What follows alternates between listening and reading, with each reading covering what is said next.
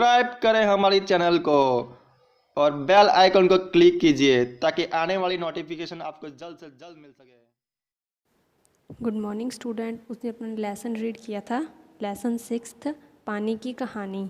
आज उसके अपने करेंगे क्वेश्चन आंसर। तो फर्स्ट क्वेश्चन है पानी की 4 विशेषताएं लिखिए। तो अपने को क्या पानी की 4 विशेषताएं बतानी है। पानी स्वच्छ और निर्मल होता है, मतलब पानी साफ और पवित्र होता है। निर्मल मतलब पवित्र, स्वच्छ मतलब साफ। पानी स्वच्छ और निर्मल है। पानी का कोई रंग नहीं है, पानी का कोई रंग नहीं होता।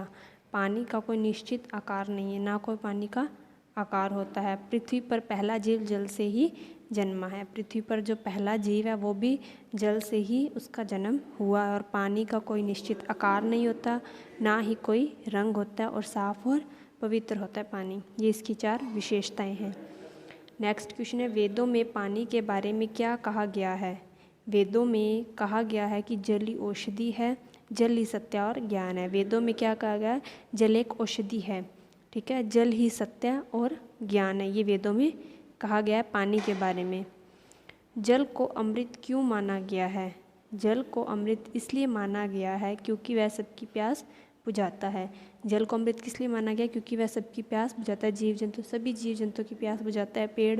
पेड़ पौधों को पानी देता है, हरियाली लाता है खेतों में, ये इसलिए जल को अमृत माना गया है। नेक्स्ट क्वेश्चन है हमारा शरीर किन 5 तत्वों से बना है।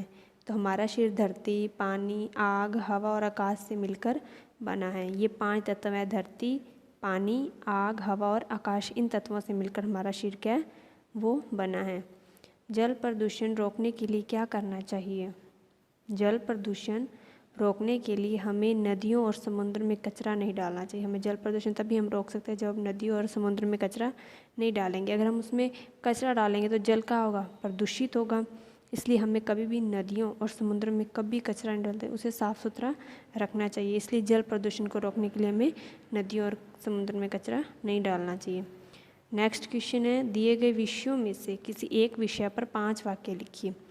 एक विषय पर 5 वाक्य लिखने, नदी या सागर पर लिखने हैं, तो हम लिखते हैं नदी पर। फर्स्ट है नदी जल का प्रमुख स्रोत है। जो नदी है वो जल का प्रमुख स्रोत है। नदी को भारत में पवित्र माना जाता है। नदी को है वो भारत में क्या है, पवित्र माना जाता है।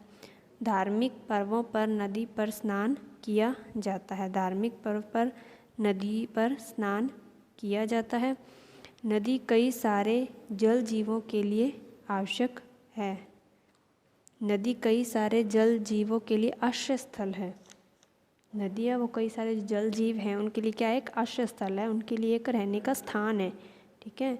नदी का जल खेतों की सिंचाई के उपयोग में लाया जाता है। जो नदी का जल है, जो नदी का पानी है, वो खेतों की सिंचाई में उपयोग में लाया जाता है। ये क्या हो गया, नदी के विषय पर 5 वाक्य, ये अपनों को लिखने हैं कॉपी में।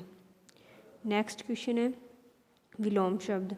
निश्चित, अनिश्चित, इसके विलोम शब्द लिखने हैं। खुश, गम, अनेक, एक, अमृत, विष, उपयोग, दुरुपयोग, सदुपयोग। ये क्या है, इसके विलोम शब्द, ये अपना कॉपी में करने हैं। ओके।